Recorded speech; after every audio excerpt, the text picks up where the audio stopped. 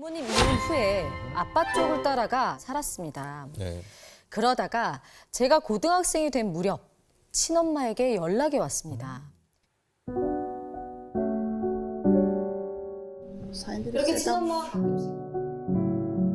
그렇게 친엄마와 가끔씩 왕래하면서 지내게 됐는데요. 그런데 아직도 엄마는 제 앞에서 친아빠에 대해 험담을 한다거나 전 시댁에 대한 불만을 표출을 하십니다. 이게 듣고 있자고 하니 엄마에겐 내가 상처를 상기시키는 사람인가? 싶은 생각이 들어 자꾸 속상해져요. 저 계속 이렇게 엄마와 왕래하면서 지내도 될까요? 라고 사연을 보내주셨습니다.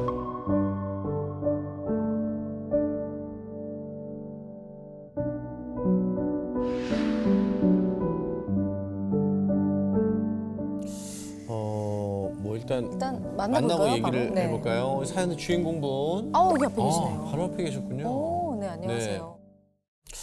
뭐 일단 만나볼까요? 만나고 얘기를 바로? 네. 해볼까요? 사연의 주인공분. 여기 앞에 계시네요. 바로 앞에 계셨군요. 오, 네, 안녕하세요. 아니, 어린 나이에 이혼을 하셔서 조금 힘드신 삶을 사셨을 것 같은데 어떻게 그동안 지냈는지 좀 들어볼 수 있을까요? 지난 어린 시절부터 얘기를 하자면 이제 제가 초등학교 입학하기 전쯤에 네. 이제 부모님께서 이혼을 하셨어요. 네. 그래가지고 뭐 이제 큰고모네 이모네 집에서도 생활을 했던 적이 있고 그러다가 이제 초등학교 3학년 때 이제 아빠 품으로 갔는데 저희 아빠가 좀 노시는 걸 좋아하세요. 그러셔가지고 이제 제가 좀 방치가 심하게 됐었어요. 집안에 혼자. 네. 아버님은 이제 밤새서 집에 들어오시고 만나시는 분이 또 따로 계시고 이러시다 네네. 보니까 혼자 컸구나. 그런 상태에서 이제 어느 날 소위 말하는 계모 식구와의 생활도 새엄마. 또 시작이 됐었거든요.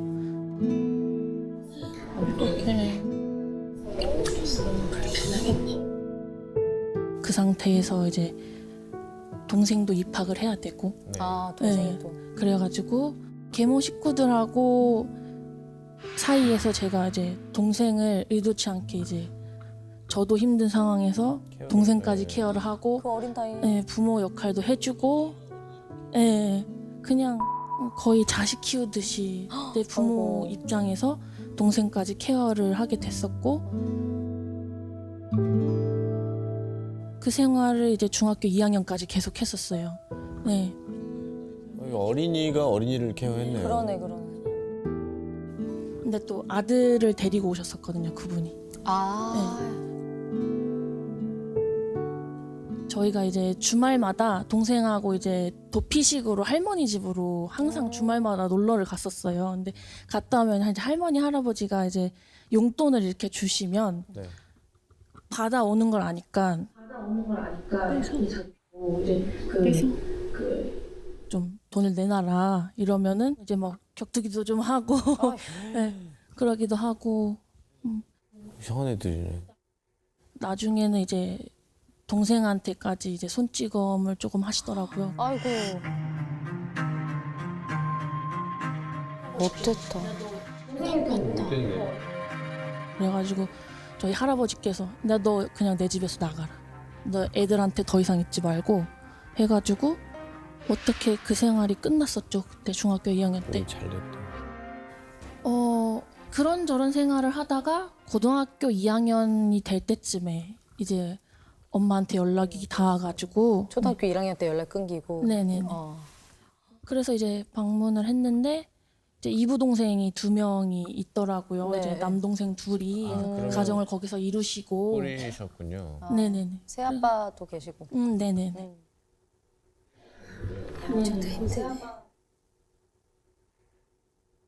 첫 만나는 날도 엄마가 너 그동안 고생했구나. 어떻게 지냈니? 어떤 일들이 있었니? 라고 물어보실 거라고 생각을 하고 갔는데 이제 그 이부 동생 2명이 이제 어머니가 거기서 자리 잡고 하시는 동안에 살짝 방치가 됐었나 봐요. 그래서 그게 되게 속상하다고 우시는 거예요, 제 앞에서. 힘든데 또 힘든 얘기를. 잘 자식이 있는 만큼 더 고달프진 않았을 거 아니야. 그래서 저는 나름 너무 힘들게 지냈었기 때문에 사실 기대를 좀 많이 했던 것 같아요. 이제야 이제 네. 새로운 좋은 가족 나한테도 만나서. 이제 엄마라는 존재가 그치. 드디어 다가오는구나. 응. 그토록 약간 갈망했었던 그 존재를 이제 만날 수 있구나라는 생각으로 동생을 데리고 갔는데 그런 모습을 보게 되고 내가 뭐 너희 아빠가 어쩌고저쩌고 뭐 너희 집안에서 어떤 생활을 했었고 이런 말들을 이렇게 은연중에 계속 하시더라고요. 아휴, 근데 그걸 받아들이는 것도 좀 힘들더라고요, 많이. 힘들죠. 네, 많이 안 힘들더라고요. 그래도 힘들으셨을 텐데. 네, 맞아요. 이제야 기대를 하고 갔는데 맞아요, 맞아요. 더 힘든 얘기를 듣고 있으니 맞아요. 얼마나 힘드셨겠어요. 네, 맞아요. 너무 힘들었고.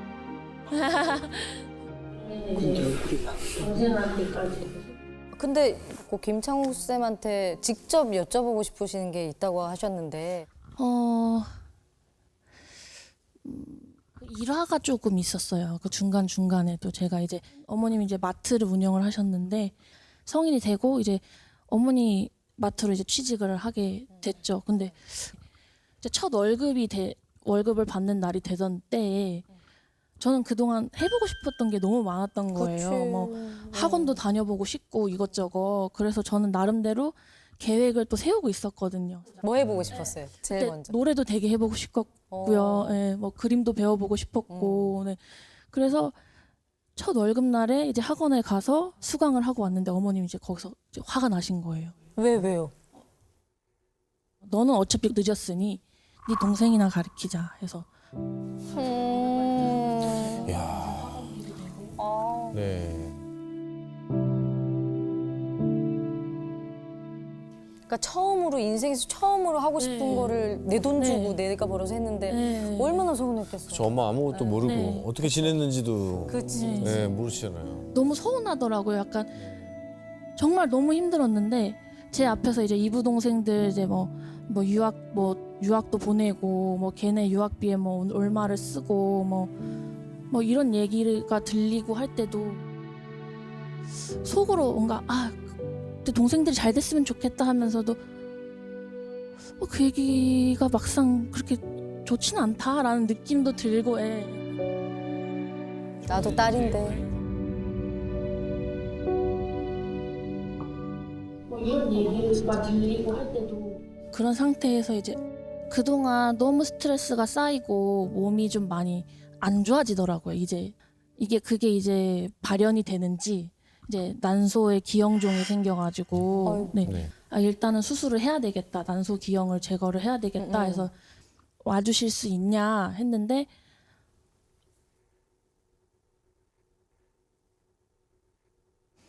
이제 서울 아버지께 뭐 얘기를 해봤더니 서울 아버지 입장에서는 혹여라도 거기에 가서 어머니가 저희 식구들을 마주칠 수 있는 여지가 조금이라도 있지 않냐. 아빠 쪽 식구. 네, 저희 아. 아빠 친가 쪽 식구를. 그래서 혹시라도 그렇게 되면 너와 나의 관계는 끝이다. 이런 식으로까지 강력하게 말씀을 하셨었나 봐요. 그러니까 지금 어머니랑 사시는 그 네네. 새아빠. 아버지라는 분께서 그렇게 네네. 말씀하신 거죠, 어머니한테. 근데 제 입장에서는 이제는 뭔가 그동안 엄마를 계속 그래 엄마도 아팠겠지 뭐 고통스러우니까 나한테까지 이렇게 표현을 하겠지 했는데 이제는 저도 굳이 나한테 그 얘기를 네. 이렇게 솔직하게 했어야 됐을까? 그치. 제 입장에서는 기특하다. 너무 착하다. 사실 엄마와의 관계에 대해서 너무 고민이 큰 것 같아요. 저는 이제 만 30살이 다 됐거든요. 그래서 무슨 일이 있어도 이제 이겨낼 수 있는 강인함이 생겼는데 어머니와의 관계는 어떻게 해야 될지 감이 서지가 않는 거예요. 이 부분에 대해서는. 내가 엄마의 20대를 내가 챙겨줘야 되나? 내가 그것까지? 그렇다고 상처받는 모습을 눈앞에서 보고 싶지도 않고 막상 그래 미안했다라는 소리를 듣는다고 해서 그렇게 기쁠 것 같지도 않고 그렇다고 지내자니 나 너무 속상하고 왜 내 앞에서 저런 얘기를 할까? 느낌도 들고 이런 관계가 너무 어려운 것 같아요. 어떻게 해야 되는 관계인지.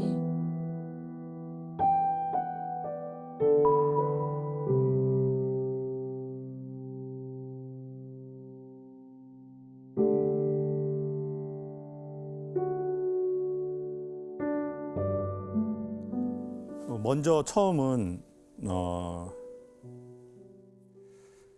일단 그 시간을 너무 잘 진짜 힘들게 잘 왔다. 왜냐하면 보통은 아버지가 문제를 일으키면 엄마가 받아주거든요. 근데 우리 여성분의 경우에는 엄마에게 문제가 생기니까 아버지에게 갔더니 아버지에게 문제가 생기고. 그러니까요. 그러면 사실 마음이 너무너무 힘든 상태거든요. 진짜 너무너무 힘든.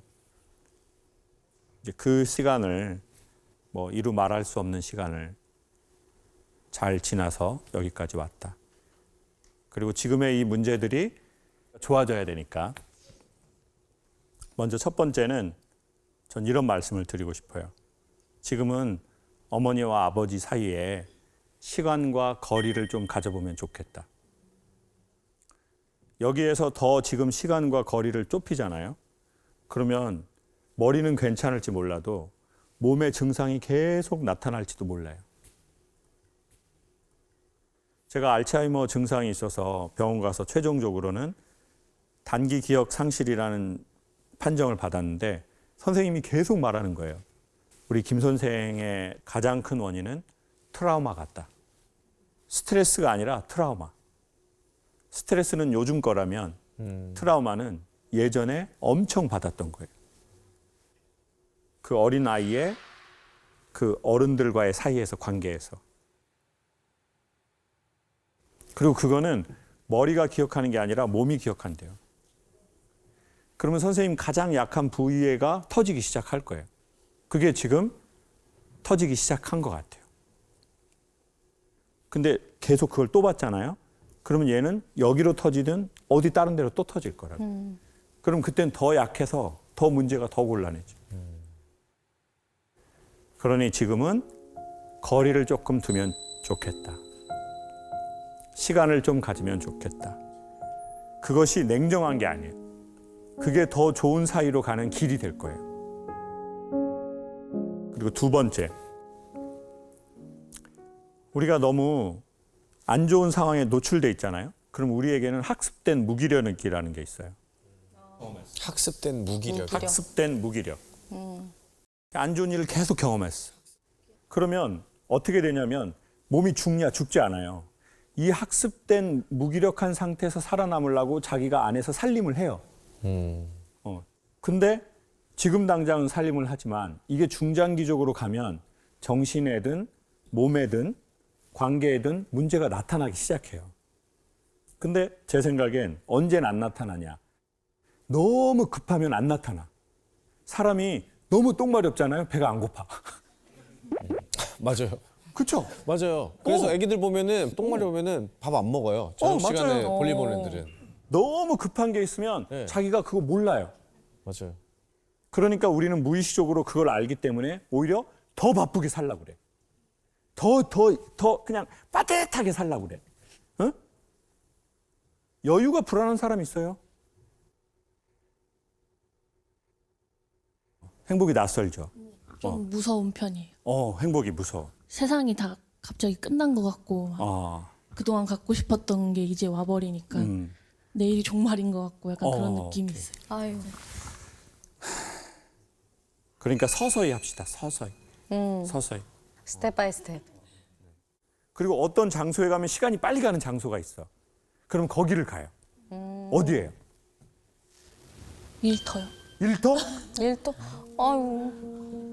진짜 긍정적이다. 그러니까. 어떤 일이에요? 국내 유일하게 한국전력에서 저압 전기를 담당하고 있는 여성. 오, 되게 유일한 여성? 네네네. 저압 전기. 네네. 우리나라 보물이었구나. 저압 전기. 그러면 이제 거기 가가지고 막 이렇게 그거 하면은 기분이 좋은 거죠. 시간 빨리 가고. 네, 뭔가 보람차고 사회 일환이 되는 것 와, 같고. 덕업일치해. 너무 좋아요. 저희 어머님 마당에 전기 좀 깔아주세요. 저희. 어머님은 전기 끊어야 돼. 끊어야 돼. 그거 끊어야 돼. 끊어야 근데 더 웃긴 건 여러분 차단 좀 피카츄 해주세요. 어머니는 자기 얘기한 줄을 모르고 있어요. 아까 오프닝 때도 저도 보고 모른 척했는데 토크를 안 끊기고 계속 하시는 그런 깡패 스타일. 자, 그러면 거기 갈 때 우리 여성분이 숨 쉬는 거예요. 그때 몸이 치료되는 거예요. 그리고 몸이 좋은 걸 자꾸 하잖아요. 그럼 알아요. 이게 좋다는 걸. 익숙해질 때까지. 사실 우리의 부모님이라는 게 우리의 땅이고 우리의 하늘 같은 존재들인데 우리는 어쩌면 너무나 많은 지진과 이 쓰나미를 경험한 거거든요. 가장 힘들었던 시기가 몇 살 때였던 것 같아요. 아무도 설명해주지 않고 내가 왜 이렇게 해야 되는지도 몰랐던 딱 그 초등학교 3학년 때 딱 그. 그래요. 그러면은 이제 30 가까이가 된 내가 초등학교 3학년이었던 나에게 한마디 한번 해줍시다.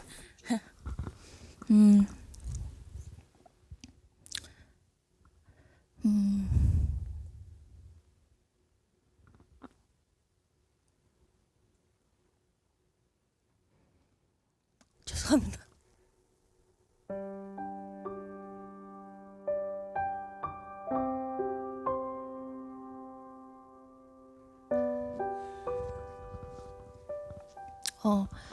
아루마. 지금부터 내가 하는 얘기가 굉장히 서럽고 속상하고 당황스러울 수도 있는데 정신 똑바로 차리고 잘 들어라.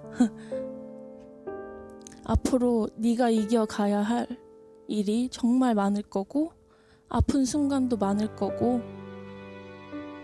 정말 억울하다 느껴지는 순간도 많을 텐데 근데 그거 다 이기고 나면 너한테 너무 행복한 날들이 앞으로 펼쳐질 거야.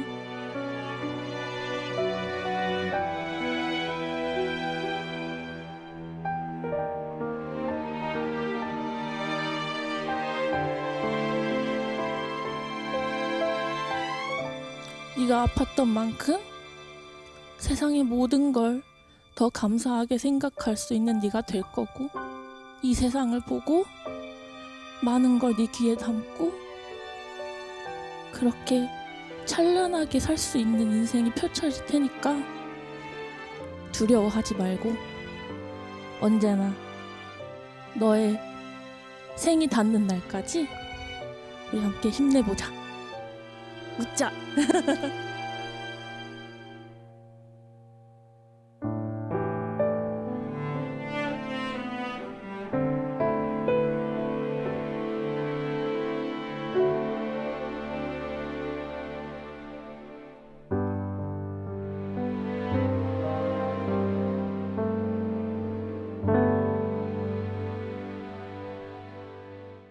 외동딸로 태어나 20대 후반이 된 저에겐 누구에게도 털어놓지 못하는 고민이 있어요. 바로 내가 결혼하고 나면 엄마가 괜찮을까? 라는 고민이죠. 제가 한창 연애할 때는 아무래도 엄마랑 보내는 시간이 줄어들 수밖에 없어서 아빠가 좀 더 엄마를 챙겨줬음 하지만 아무리 다정한 아빠라도 제 눈엔 엄마를 외롭게 하는 것만 같아요. 분명히 제 삶도 중요한데 점점 우리 엄마 걱정에 뒤덮인 제 모습과 마주할 때가 많습니다. 겉보기에는 모두가 부러워하는 화목한 가족이지만 서로가 서로에 대해 분리불안이 있는 우리 가족. 이게 과연 건강한 관계일까요? 라고 보내주셨습니다.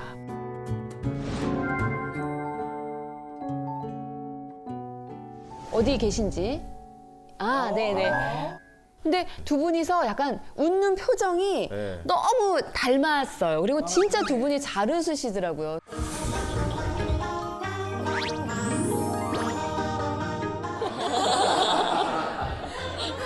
일주일에 뭐 한두 번 이상은 꼭 같이 뭐 쇼핑을 가든 어디 바람을 쐬러 가든 데이트를 진짜 자주 하고요.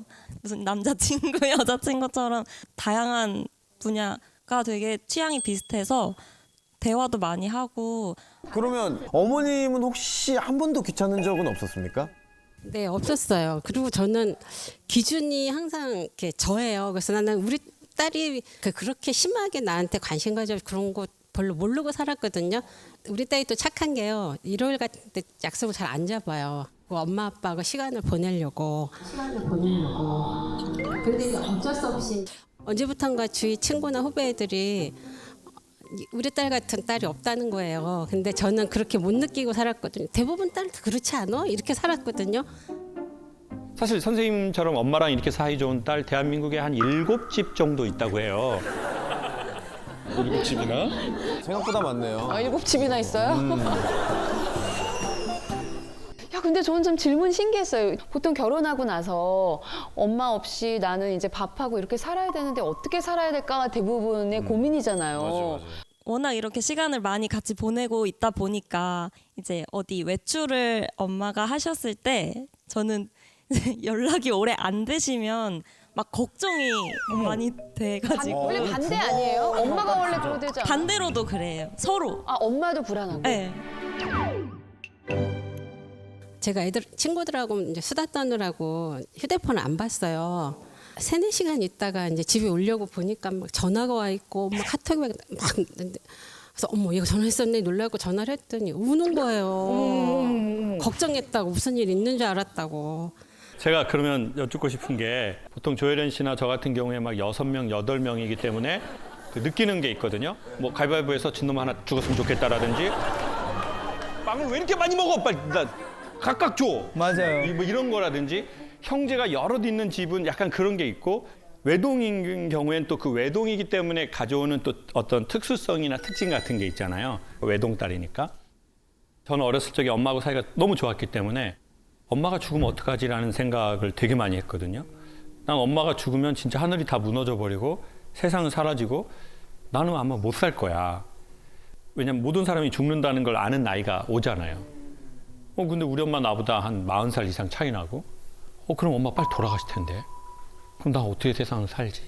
뭐 이런 생각을 저는 개인적으로 좀 한 적이 있는데 엄마가 부재했을 경우에 대한 내 두려움이 있어요? 네. 너무 이상적인 가정이지만 내가 혼자니까 엄마가 안 계시면 아빠가 안 계시면 난 형제도 없는데 그럼 난 혼자 남고 그러면 이 깊이의 상처감을 난 어떻게 하지? 그런 생각을 좀 하게 된 거죠. 우리가 사랑하는 대상이 생겼을 때 제일 먼저 드는 감정은 설레임이 아니고 두려움이래요. 사랑하지 않아요. 별거 아니야. 그럼 뭐 그냥 그렇게 기대하는 게 없거든요. 근데 이거 너무 소중해. 이 존재가 사라질 것에 대해서 우린 두려움을 갖는 거죠. 그러면 죽음이 있어서 허망하냐? 제가 보기에 죽음은 삶을 오히려 비추어주는 빛과 같다고 생각해요. 얼마나 지금이 소중한지. 그리고 그렇게 막 걱정할 필요가 없는 게 지금 우리 따님에게 스며든 그 엄마하고의 이상적 사랑은 잘 사라지지 않는 거거든요. 저기 아메리카 인디언이 그랬대요. 언제 죽냐면 기억에서 사라질 때 죽는 거라고 그랬대요. 그래서 딸이 살아서 엄마를 기억하는 한 엄마랑 계속 같이 사는 거거든요. 결혼해서 아이를 또 낳고 또 나 같은 딸이 또 생기면 본인 딸한테 또 그걸 주면 되잖아요. 근데 만약에 아들을 낳아요. 그럼 어떻게 하면 8명까지 낳으면 돼요.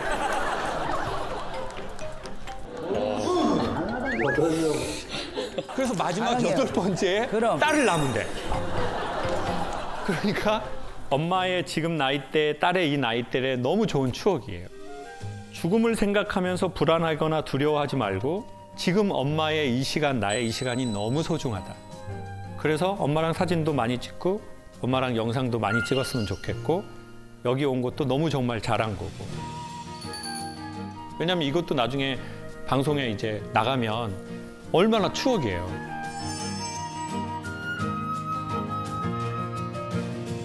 물론 편집한다면 가만 놔두지 않아야죠.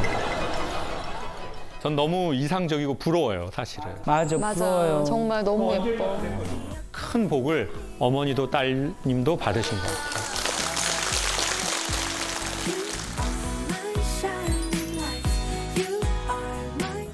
대학교 졸업을 앞둔 흔한 대한민국의 아들입니다. 이제는 철이 들었다고 생각해서 아버지에게 저에 대한 관심을 줄이고 믿고 맡겨달라고 말하고 싶지만 아버지는 아직 그게 안 되는 것 같습니다. 저도 이제는 제 뜻을 부모님께 강력하게 어필해야 한다고 생각해서 부자 간의 갈등이 더 크게 일어나는 것 같습니다. 어떻게 제 마음을 전달하고 중간에서 고생하시는 어머님도 편하게 해드릴 수 있을지 고민입니다. 일단은 주인공 어디 계시죠? 바로 앞에.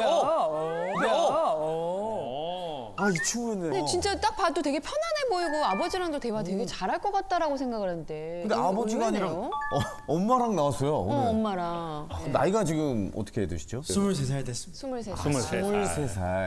부모님이랑 같이 살고 계시나요? 지금 대학을 다녀서 저는 서울에서 살고 부모님은 지방에서 살아서 20살 때부터 밖에 나와 살았거든요. 그래서 그랬구나, 대학. 아버지랑 어머니를 뭐 많이 보면 한 6개월에 한 2번? 그러니까 네. 특히나 아버지랑은 가면 갈수록 말이 없어져요. 아 그래요? 그냥 집에 내려와도 아버지 왔습니다 이러고 그냥 아무 말이 없는. 거기서 끝인 거예요. 아버님 나이가 어떻게 아버지가 되시죠? 71년생. 71년생. 나보다 한 살 어리신데? 그때면은 점점 누그러지는 문화기는 한데. 그러면 좀 애교도 부려보고 뭐냐. 아버지, 아유 뭐 같이 식사 한번 하시죠. 그렇죠. 이렇게 얘기할 수 있는데 그게 좀 어려워요. 뭐 아시겠지만 저도 고향이 경상도거든요. 아버지도 부산 분이시고 저도 경상도라서. 그럼 전라도 사투리를 쓰세요. 아따 아버지 한 잔 해물어요. 금방 배워. 이제 배운다, 전라도하고 부산하고 화합을 해야 돼. 그럼 언제까지 싸울 거야? 사실은 아이들은 네. 이제 성인이 되면서 우주도 대학을 다니고 있기 때문에 다 이게 좀 거리가 멀어서 독립을 했거든요. 네. 한 번은 우주가 내가 이제 축구 잘한다고 엄마 나도 지금 골키퍼 했으니까는 딱 이렇게 좋은 장갑 같은 게 있어야 되면서 집으로 보낸 거야. 그리고 엄카를 썼더라고요. 그러니까 내가 산 거야. 자기 거. 나는 장갑 자기 필요가 돈으로. 없거든. 그럼 본인이 모아서 사던가 바로 뜨는 거야. 이게 바로 여기 바로 뜨잖아요. 이렇게 이제 좀 하는 것 때문에 막 그랬는데 오히려 그때가 더 좋았던 것 같아. 오히려. 그러니까 막 이렇게 엄마 나 이거 하나 살게 막 이랬는데 지금은 좀 멀어졌어요? 독립하면서 진짜 특별한 일 외에는 전화를 안 해. 너무 공감하죠. 그러면 가장 최근에 아버지랑 부딪혔던 일이 뭐예요? 밥을 먹고 있는데 모자를 쓰고 아버지가 딱 한마디를 하셨어요. 네. 그냥 모자를 벗고 밥을 먹어라 이랬는데 아빠 알아서 할게 이랬거든요. 그러니까 막 화를 내시는 거예요. 저는 그냥 아무 생각이 없이 그냥 밥 먹을 때 모자 쓸 수도 있고 벗을 수도 있고 집 안에. 집 안에서? 집에서 집에서는 모자 벗어야지. 혹시 중절모 같은 거였나요? 중절모나 멕시칸. 기가 새는 것도 아닌데. 멕시칸 모자면은 좀 이상하긴 하잖아. 이렇게 돼 있는 그건 친구가. 아니겠겠지. 아, 그래요? 이게 부모님 장사를 하셔가지고 가게에서 이제 밥을 먹을 때 가게에서. 예, 아버지가 그냥 어머니 봤을 때 이게 어렸을 때부터 아드님하고 남편하고 좀 이렇게 갈등이 조금 있었나요? 아니 어렸을 때는 그렇게 없었어요. 근데 말 그대로 서울로 보내고 나서 좀 이렇게 공감된 게 없으니까. 서울 가고 나서. 네, 그래요. 서울 가서 저희가 변했나? 서울 가서 좀 변한 느낌. 그러니까 이제 컸다고 그런 것 같아요. 근데 실제로 컸잖아요. 성인이 되었고. 의자가 지금 보면 빡빡한데. 그렇죠. 음식점에서 모자 갖고 그랬을 때 어머니가 봤을 땐 그냥 아들이 그냥 벗었으면 끝날 문제. 정말 끝날 일인데 아들이 조금. 근데 말 그대로 그랬으면 끝날 일을 신경 쓰지 마세요 이렇게 이야기를 하니까 아빠 입장에서는 얘가 왜 내한테 이러지 저한테 이야기를 하거든요. 그러면 또 아빠는 또 한 소리 하는 거야. 그럼 또 말이 계속 주고받아. 이거 아버님께 들으신 겁니까? 아니면 어머님이 관찰하신 결과입니까? 제가 본 결과에 정확할 수 있어요. 보면 맞아요. 맞아. 그러니까 자기야 근데 애들은 저럴 수 있다 인정을 해라 이런데 인정을 아직까지 못 하신 것 같아요. 근데 조금 답답한 게 있어가지고 이거 풀고 넘어가야 될 것 같은데 왜 모자를 썼어요, 근데? 머리를 안 감아서. 그럴 수 있지. 그럴 수 있죠. 그러면 어머니가 딱 옆에서 보셨을 때 우리 이제 그날뿐만이 아니라 우리 부자의 가장 큰 문제는 뭐라고 생각하세요? 서로 말이 없어요. 왜 말을 해? 그러고 나서. 그냥 뭐 아빠 밥 드세요 그 한마디 아빠 저 가요 그 두 마디밖에 안 했어 서로가. 좀 아들이 좀 네. 어머니 입장에서 아들이 조금 막 애교도 부리고 막 말도 좀 했으면 좋겠군요. 지금 상태가 별로 안 좋아서 아빠한테 먼저 전화해 먼저 연락해 아직까지도 안 하고. 그 모자 사건 이후로? 아들도 조금 세네. 그러니까 저는 너무 답답한 게 저 아들 편도 못 들고 신랑 편도 못 드는 입장에서. 왜 자꾸 마이크를 뺏으려고 그래? 마이크를 자꾸 해서 뺏으려고 그래. 난 뽀뚜른 줄 알았어. 그리고 엄마 아까 입에다가 본인도 막- 이렇게 멀리 됐으면서 엄마가 되니까 가까이 되고 말이야. 이게 좀 세, 이게. 이 팀이 약간 자기 색깔이 좀 있네요. 들어볼까요? 엄마가 계속 전화를 해라 해서 제가 한 번 딱 전화를 했거든요. 그래서 아버지 아까 바쁩니까 물어보니까 바쁘다. 아니라고 하더라고요. 그래서 저 학교 갑니다. 알았다. 할 거였어요. 그 얘기하려고 전화한 게 그러니까 뭐 말을 하려고 했는데 그냥 학교 하고 있습니다 하니까 그냥 알았다 하고 그냥 거기서 그냥 끊으신 거예요. 그러니까 저는 이제 하려고 하는데도 서툴기도 하고 용기가 없는 것 같아요. 근데 일단 제가 계룡대라는 곳에서 한번 강연을 했었는데요. 거기에서 이제 참모총장이 오셨더라고요. 뭐 육군, 해군, 공군 참모총장 아시겠지만 별이 몇 개죠? 5개는 돌침대입니다. 별이 5개. 돌침대. 그러니까 보통 일반 사병은 원스타 볼 일도 거의 없잖아요. 이제 강의가 끝났는데 대령님이 저한테 묻더라고요. 전쟁에서 이기려면 군인이 뭐가 좋아야 될 것 같아요? 그러는 거예요. 그래서 제가 저 첨단 무기가 좋아야지 이기는 거 아닙니까? 그랬더니 이 군인이 전쟁에서 승리를 하려면 2가지가 좋아야 돼요. 첫 번째는 군기가 세야 돼요. 군기가 세면서 동시에 좋아야 되는 게 있는데 사기가 높아야 돼요. 우리 총장님이 들어오시면 군기가 올라가고 사기가 떨어져 버려요. 우리 총장님 나가시면 사기가 올라가. 그리고 기압이 빠져. 근데 옛날 아버지들은 자식을 키울 때 군기가 든 애로 키우는 것이 1번이셨던 것 같아요. 아빠 뭐 좀 힘들어요. 그러면 야 뭐 우리 아들 힘들지. 이렇게 되는 게 아니라 아빠는 막 새끼 막 아빠는 월남 스키 부대에 있었어요. 월남에 스키가 어디 있어요? 열대지방인데. 그 특수부대야 조사에도 안 나와. 열대지방인데. 넘길게요. 자, 아니 그러니까 이 아버지들이 자녀 교육에 있어서 제일 중요하게 생각하는 건 전쟁의 군인으로 치면 군기를 잡으려고 하신 거예요. 그러니까 이제 아버지들 입장에서는 내가 살아보니까 인생은 너무 힘들어. 예? 그러면 부모 입장에서 제일 먼저 뭘 생각하겠어요? 이 힘든 세상에서 자식은 너 살아남아야 돼. 강하게. 근데 그 아버지들은 왜 그러냐? 지금 70년, 아버지가 70년생이시면 53세 정도 되셨는데 그 아버지의 아버지, 즉 80대 아버지들이 그거보다 한 5배, 10배로 자식을 교육한 거예요. 그렇지. 그때는 다 맞았어요. 초등학교 때 선생님이 때렸죠. 중학교 때 선생님 때렸죠. 고등학교 가면 선배랑 선생님이 동시에 때렸죠. 그러면 사회에 나오면 안 때리나요? 자본주의는 철저하게 돈입니다. 돈으로 때리는 거예요. 그러니까 아버지는 이제 난 그 인생을 살았어. 나 장사해서 세상이 어떤 줄 알아. 근데 너 그렇게 살면 안 돼? 근데 아버지는 왜 그 말을 과연 한 걸까?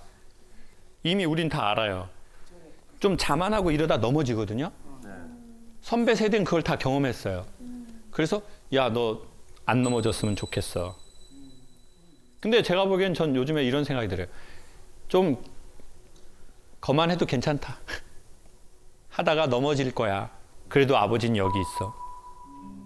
그러니까 정말 좋은 관계는 실패 안 하고 성공만 한 그게 아니라 실패했는데 아들이 아버지한테 아버지 저 요즘에 이거 좀 안 돼요.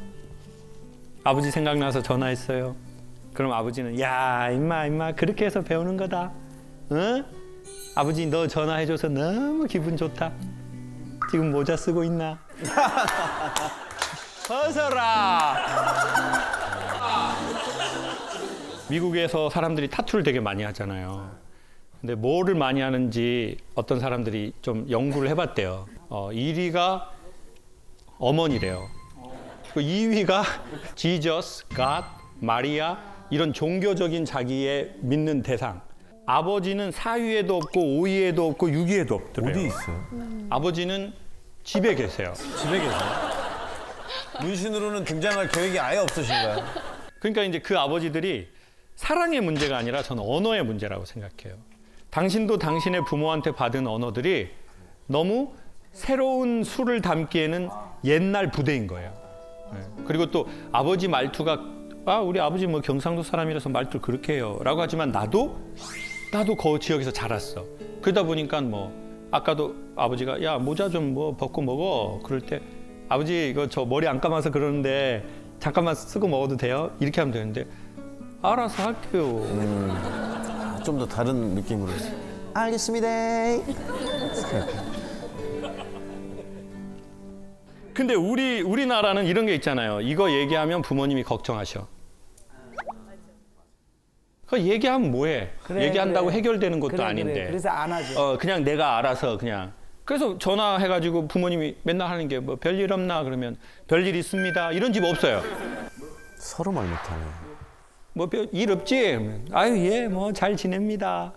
안 아프지? 예 아버지 중환자실입니다.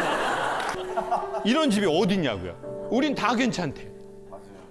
근데 부모님은 알아요. 이 친구가 갑자기 전화 왔을 때 이 모든 뉘앙스를. 어른들은 사랑한다 보고 싶다는 말을 잘 안 쓰는 세상에서 살았어요. 그러면 그들은 사랑이 없고 보고 싶어함과 그리움이 없나요? 아니요, 있죠. 근데 그 단어로 표현하지 않을 뿐이죠. 그리고 일상의 단어로 표현하는 거예요. 아버지 갈게요. 야, 뭐 바쁜데 내려오지 마. 이건 무슨 말이에요? 내려와라 라는 뜻이에요. 근데 이제 아들들은 뭐 또 내려오지 말라 그러네. 아싸 가오리? 못 알아들었어. 못 알아듣는 거죠. 우리 아들이 못 알아들었구나. 못 알아듣는 거죠. 왜냐? 아버지는 사랑이 없는 게 아니에요. 그리움이 없지 않아요. 아들이 자랑스럽지 않은 게 아니고 걱정되지 않은 게 아니에요. 그 단어로 당신도 들은 적이 없는 거예요. 그래서 당신의 일상의 표현으로 사랑한다는 말을 똑같이 쓰는 거예요. 그 너무나 일상적인 단어.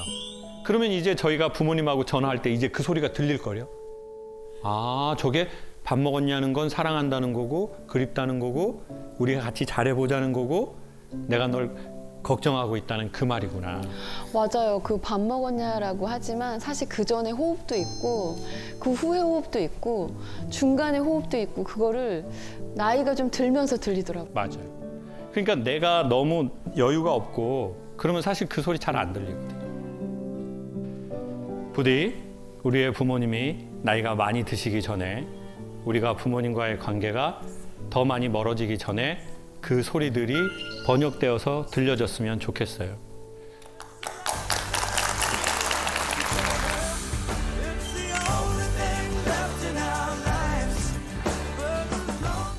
스물일곱 살, 26살 두 딸을 둔 엄마입니다. 저도 두 딸을 뒀는데 이분도 두 딸을 두셨네요. 네. 항상 모범생이었던 둘째 딸이 네. 중고등 시절에도 안 하던 반항을 하면서 완전히 변해버렸습니다. 소리 지르면서 말다툼은 기본이고 요즘은 전화도 안 받고 아예 제 말을 차단해버립니다. 이젠 밥까지 따로 먹어요. 뒤늦게 사춘기가 온 걸까요? 예전처럼 좋았던 모녀 사이로 돌아갈 수는 없을까요? 해주셨어요.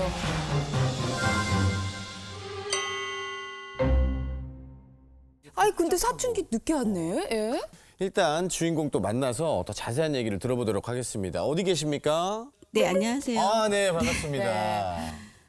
야 근데 이렇게 딱 네. 보면 어머 딸도 너무 예뻐요. 예쁜 딸이에요. 어머니가 그리고 너무 젊으신데? 어머니도 너무 젊으시고. 아니 근데 언제부터 딸이 좀 변했다고 생각하셨어요? 언니가 있어요. 그러니까 한 살 네네. 위에 언니가 있는데 그때 이제 저희 큰 딸이 좀 많이 이제 그 사춘기를 좀 많이 발산을 했어요. 저한테 이제 학교에서나 뭐 밖에서는 너무 모범생인데 이제 저한테만 이제 그걸 발산을 하는 거예요. 그래서 어떡해. 제가 이제 많이 힘들고 이제 좀 그럴 때 이제 동생인 저희 작은 딸이 중고등학교 때 너무 착하게 이제 저를 위로도 해주고 또 뭐 엄마 어디 가자 뭐 핫플레스 어디 가볼까 뭐 이렇게 다니기도 하고 그러니까 친구처럼 같이 많이 다녀주기도 했거든요. 그래서 너무 든든하다. 네. 그러다가 대학교를 갔는데 그때부터 이제 조금의 이제 변화가 시작이 된 거예요. 네네. 대학교도 어쨌든 자녀이기 때문에 저는 이제 늦어지면은 걱정이 되잖아요. 그래서 이제 집에 오는 시간이 좀 늦어지니까 제가 이제 많이 네. 픽업도 가기도 하고 이제 전화 계속 보면 근데 대학교는 잘 안 데려가는데. 전화를 하면은 뭐 연습 중이야 끊어 이러고 그 다음부터 이제 어쩔 때는 아예 전화를 안 받는 거예요. 그러고 이제 늦은 시간에 이제 전화를 계속 하다 보면 화를 내기 시작하는 이제 학년이 올라갈수록 엄마 혹시 전화 한 번 하시면 몇 통 정도 하세요? 그러니까 안 받으면은 연달아서 한 10번까지는 10번까지는 10번 한 것 같아요. 네, 새엄마가 좋습니다. 새엄마가 이게 또 뭐 친엄마라고 다 좋은 게 아닙니다. 아니 뭐 일단은 너무 충격적인 게 대학교 때 우리 학생을 데리러 오는 엄마가 있는 것도 사실 되게 놀랍기는 한데. 아, 멀면 그럴 수 있죠. 뭐 그럴 수 있죠. 아, 전 그럼 다른 되니까. 엄마랑 이해가 가요. 그리고 근데- 특히나 둘째가 좀 약간 든든한 그런 존재라 더. 그렇죠. 아니, 근데 아까 전화를 10통화를 한다고 하셨는데 그 어머니도 대단하시지만 안 받는 우리 따님도 왜 안 받으시는지 한번 번쯤 받아주지. 물어볼게요. 왜 안 받으셨어요? 우선 저도 20대 초반까지는 피하지 않고 받으려고 네네. 하고 집 가고 있는 버스에서도 받고 네. 이렇게 말을 했는데 이제 그 끊을 때 엄마의 그 한숨 쉬면서 툭 끊고 이러면서 툭 끊으세요? 엄마가? 이러면서 툭 끊으세요? 엄마가? 네 이제 그 화난 게 느껴지는 그 말투로 통화가 되다 보니까 그래서 이제 저도 피하게 되고 불편하지. 근데 엄마만 이러는 게 아니라 엄마랑 언니가 둘이서 저한테 그러거든요. 둘이 같이 공격을 한단 말이에요. 곱하기 2였어. 지금은 엄마가 케어를 넘어서서 이 사회심리학에선 지금 어머니의 현상을 단돌이라고 하거든요. 어둠의 용어 아닙니까? 그렇죠. 야, 동생들 입 단돌이 쳐라. 그렇죠. 단돌이 안 되면 너희들 목이 단돌이야. 잉? 엄마는 두 종류가 있죠. 엄마, 새엄마. 또 자녀들은 또 마냥 친엄마라고 또 친하지 않은. 그러면 친엄마라고 친하지 않고 친아빠라고 친하지 않잖아요. 네. 근데 친구 관계가 되게 친한 것 같아요. 친구는 내가 어느 정도의 이 사람에 대한 사랑이 있지만, 애정이 있지만 저쪽의 주권을 좀 인정해 주는 것 같아요. 설령 네가 실수할 수도 있어. 네가 실패할 수도 있어. 근데 네가 주체자야. 하지만 아이들이 자식된 입장에서 답답한 건 엄마가 아직도 나하고 탯줄을 연결한 느낌인 거예요. 맞아요. 그리고 나를 이렇게 땡기는 느낌이에요. 그리고 엄마가 뭔가 안 좋은 걸 먹으면 나한테 이게 오는 느낌이에요. 그럼 나도 이게 싫어. 나도 이걸 자르고 싶어. 나도 독립된 성의 성주가 되고 싶은 거예요. 맞아요? 맞습니다. 이 느낌을 언제부터 느꼈어요? 한 25부터 이제 25부터. 네. 지금은 지금 27 됐는데 네. 그러면 한 3년 정도 느낀 거네요. 네. 근데 25살에 어느 날 그걸 느낀 게 아니라 우리는 그 전부터 그 니즈가 이렇게 쌓였을 거예요. 그리고 그게 아마 10대였을지도 몰라. 더 이전이었을지도 몰라. 근데 내가 착하고 눈치를 딱 보니까 언니가 저러는데 나까지 이러면 엄마 쓰러지겠는데? 나도 그거 감안하고 내 거는 확 누르고 오히려 엄마를 많이 챙겼을 것 같아요. 근데 엄마는 자꾸 우리 딸 보고 착하대. 아우 착하다, 착하다. 네가 이러니까 엄마 산다. 네 언니 전현이래. 저 연이 지나가면 그 해가 지나가면 year. 충분히 알아들었습니다. 엄마는 진짜 너 보고 살아. 네가 엄마 남편이야. 엄마 딸이고. 엄마 너무 고마워. 그럼 이제 속으로 나도 좋긴 한데 너무 부담 100배야. 나도 엇나갈 것 같고 나도 불편하고 나도 짜증나는데 나까지 이러면 엄마 진짜 쓰러지니까. 맞아. 엄마가 이러니까 내가 이걸 해야지. 그러니까 이제 보통 그런 아이들이 착하니까 막 참는다고요. 그러다가 인계점에 도달하면 갑자기 예고 없이 이게 빵 나간다고. 맞아요. 그러니까 아마 섬세한 딸이 어렸을 적부터 오래오래 누적되었던 것들이 아마 지금 이제 이게 균열이 되면서 나오는 것 같아요. 여기서 엄마가 더 오면 딸은 더 뒤로 갈 거라고 생각해요. 뭐라고 하면서 최악의 경우. 그리고 나중에는 딸이 기분이 나쁘고 성격이 못돼지잖아요. 그러면 어떻게 하면 엄마가 고통을 받을지를 찾아내요. 그럼 엄마가 고통받을 말과 행동을 해요. 그리고 나이 먹고 후회하겠지만. 근데 엄마는 너무 속상하겠죠. 왜냐하면 어렸을 적에 그렇게 말 잘 듣고 엄마 도와줬던 딸을 다 기억할 테니까. 맞아. 엄마의 마음도 이해가 되고 따님의 마음도 이해가 되는 것 같습니다. 그렇지만 이 열쇠를 풀 수 있는 건 늘 그렇지만 자녀가 아니라 부모라고 생각합니다. 맞아. 아, 맞아요. 사장님과 직원의 문제가 생기면 그 열쇠는 직원보다는 사장님에게 있습니다. 강연자와 관객과 문제가 생기면 그걸 풀 수 있는 건 훨씬 강연자에게 있죠. 그러니 엄마가 이제는 딸을 독립된 성의 성주로 조금씩 훈련하는 것을 해보시면 어떨까 싶어요. 그러면 반드시 이렇게 다시 이렇게 순환됩니다. 이렇게 마음을 많이 내려놓으려고는 하는데 그런데도 아직까지도 이렇게 좀 잡고 있어서 좀 미안한 마음도 있고 그리고 뭐 이렇게 좀 멀어져서도 엄마 위해 주는 거 많이 알고 있는데 이제 앞으로 내가 조금 더 마음을 열어서 성인이 된 인격체로 좀 바라보면서 지켜보면서 지내볼게.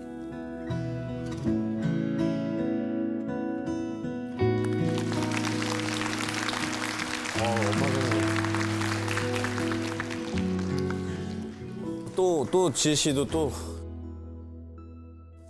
저도 딸이 있는데 쉽지 않은 마음이에요. 왜냐하면 이게 진짜 이 순간이 모든 순간이 저 딸을 키우는 모든 순간이 정말 추억이고 사랑이고 나의 전부인데 이제 어느 순간 저도 이제 놔야 된다는 생각을 하는데 요즘에도 가끔 이렇게 막 말대꾸하고 그러면 제가 내가 너를 이렇게 했는데 뭐 이게 벌써 저는 막 벌써 슬퍼요. 아직 근데 학교 안 들어. 슬퍼요. 아직 근데 학교 안 들어갔잖아요. 5살인데 그 유명한 문구 나왔는데 내가 너를 이렇게 키웠는데 네가 엄마한테 다른 사람은 그래도 너는 나한테 이렇게 하면 안 돼? 근데 그게 나오더라고요. 네, 그게 아니라고 저한테 딱 그런데 제가 5살 애기가 그런데도 막 혼자 눈물이 나와가지고 그랬는데 아마 26년, 27년 키우시면서 그 얼마나 최선을 다해서 모든 걸 쏟아 부으면서 키우셨겠어요. 근데 어쨌든 이제 놓아줄 때니까 저도 저 스스로 좀 생각을 했습니다. 우리 엄마 너무 고생하셨어요. 박수 한번 드릴게요.